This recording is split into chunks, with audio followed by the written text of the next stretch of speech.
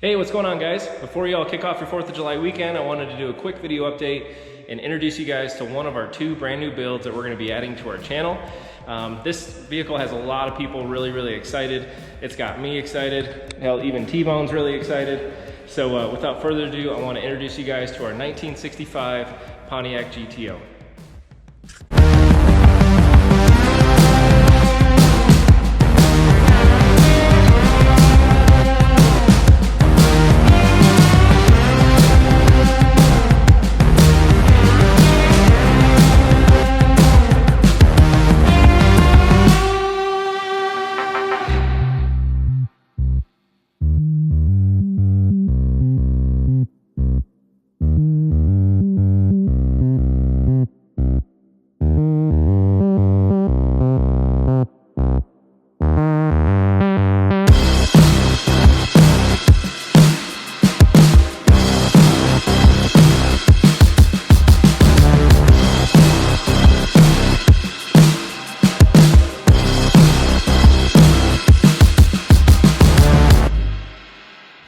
Alright guys, so I know some of you are probably out there shaking your head wondering why the hell would he take on that giant piece of shit? Well, 2 reasons. Number 1, it's a true 1965 Pontiac GTO. I got the PHS documents this morning. I'll share those with you guys here in just a few minutes. But number 2, and most importantly, I love the challenge of the metalwork and the bodywork on these cars. And I really have enjoyed sharing that content with you guys. I learn a lot. I hope you guys can learn some too. Learn from my mistakes so you don't have to make them on your own build as well. So I'm gonna keep on producing content and put videos out there just like we have with our 68 Charger and what we're gonna do with our 68 Camaro as well. Stay tuned for that. But no, I think these videos have really helped out a lot of people. And yeah, so more of these cars need to be saved. In my opinion, they're all worth saving. And hopefully we can get a few of them out of fields and back on the road where they truly belong. So with that, quick video tour of the car, you guys. So let's start up here and start most importantly with what I know a lot of you guys are probably jealous, especially my friend Calvin, who said, if you ever dump those wheels, I need to have them. So Calvin, these wheels are all yours. They look absolutely hideous. Not beautiful. So these wheels will be going here pretty soon. They look like old Trans Am wheels that somebody used up some extra red paint with, and they look pretty awful. But those will be going away. Just taking a look here, the upper cowl section. What's really nice about this car is that most of it is already stripped. So I got this car from a shop in Salt Lake City. Sounded like it was a California car. I mean, there's quite a bit of rust on it, but most of the panels are still intact. There's still a lot of good metal here. But no, it was a California car. The guy dropped it off at the shop, started acquiring sheet metal for it, and then just realized it was gonna cost way too much in fabrication. So, well, guess what? I do all the fabrication myself, so I don't really have that same expense, and I really enjoy doing it. So, looking here at the upper cowl, this is the original color. This is called Fontaine Blue. Beautiful color, but we'll most likely be changing this. This is not a numbers matching car by any means. As you can see, there's no numbers to match on this. So we're gonna get a little wild with it. I already have a blue on blue 68 Camaro convertible, so I kind of want to do something a little bit different with this car. But you can see here, there's no real major rust here on this side, but I will tell you, the A-pillars and the window channels are absolutely hammered all the way around this whole thing.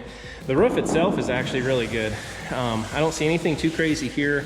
A couple pinholes. We'll have to get a little bit further into this when I blast the car, but overall, the roof looks pretty decent. You can buy these window channels all the way around. They're not too hard to find. Now, A-pillars for a 65 are a bit hard to find.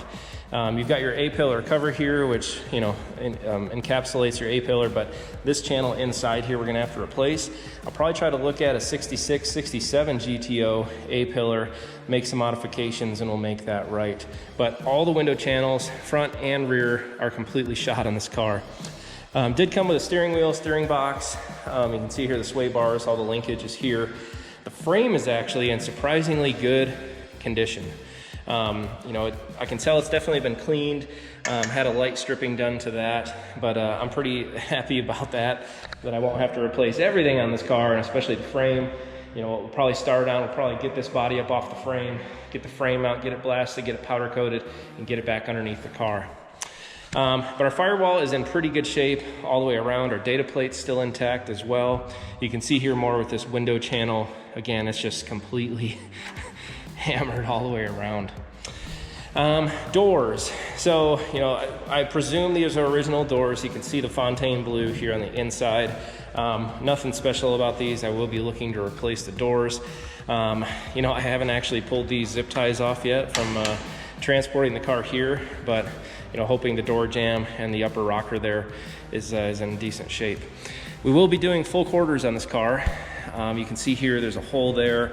Looks like somebody already had opened up the back side of this here as well. So, you know, we will be doing full AMD quarters on this car, and look forward to sharing that, guys, with you as well.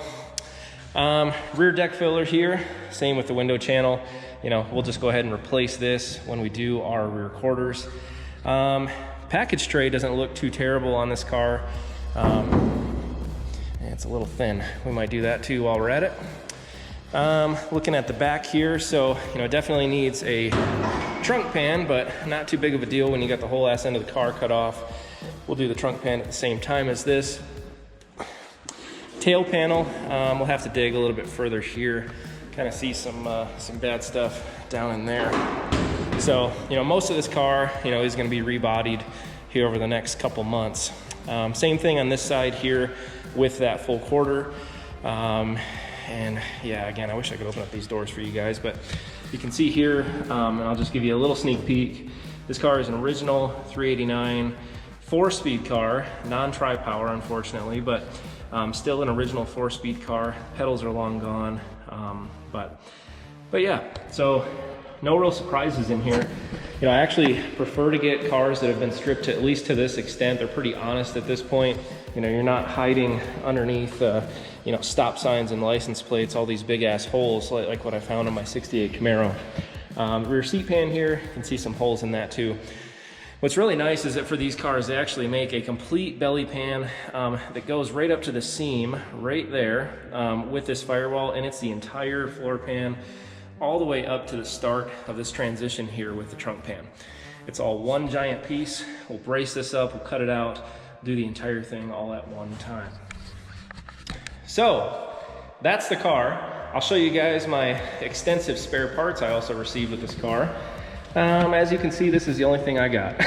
I got a nose panel, which again, presuming it's original, it's in that Fontaine blue color as well. But these do look like they will clean up pretty nice, and yeah, we can reuse those here. So do want to real quickly review the PHS documents with you guys, and kind of show you what that's all about. So those of you guys that have purchased Pontiacs in the past will know that the PHS is really the tried and true way of verifying that your car is an original, you know, Pontiac GTO, or what all the original options were on your car. So this car here, and I'm just gonna go ahead and read right off of this.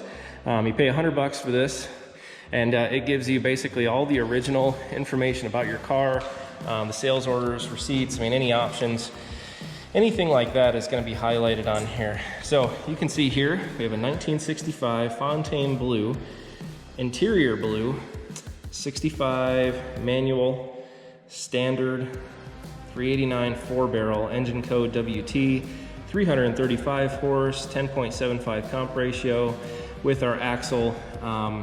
You know, it's pretty awesome that they actually give you all this information here. You really don't have to go looking in multiple places to find it. Here, the transmission code's a W, meaning it's a 4-speed manual, M20 wide ratio. And you guys probably can't see any of this here, but I'll just point to it anyways. It is the GTO option. Has a push button and manual antenna radio, rear seat speaker shelf, windshield washer, dual speed wipers, the different mirrors here, the visor, inside tilt, outside remote control, deluxe wheel discs, backup lamps, soft ray glass, spare tire cover. It is a console car with bucket seats.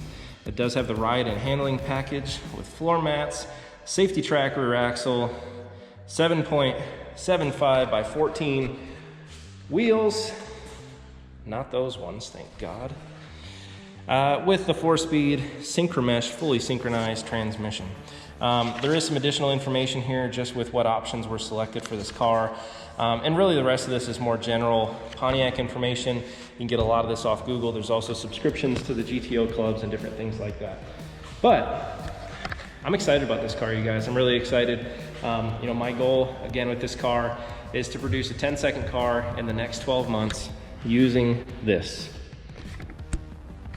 Can we do it? I think we can do it. Are you guys gonna follow? Hopefully. Click that subscribe button. Follow the progress on this. It's gonna go pretty quick. You know, we are gonna continue with our 68 Charger build, our 68 Camaro build, which I'm gonna introduce in the next video here. We're gonna be doing all three simultaneously. As you guys know, right now the global supply chain is really messed up with getting parts and pieces for these cars. So as I get the parts, I'll put them on the cars and make videos and share them with you guys. So, yeah, if you guys have any questions, feel free to drop those in the comments below. Also follow me on Instagram. I'm gonna post a lot more pictures of this car on Instagram and share those with you guys as well. So stay tuned. Hope you all have a great 4th of July weekend, and can't wait to get started. We'll see you guys.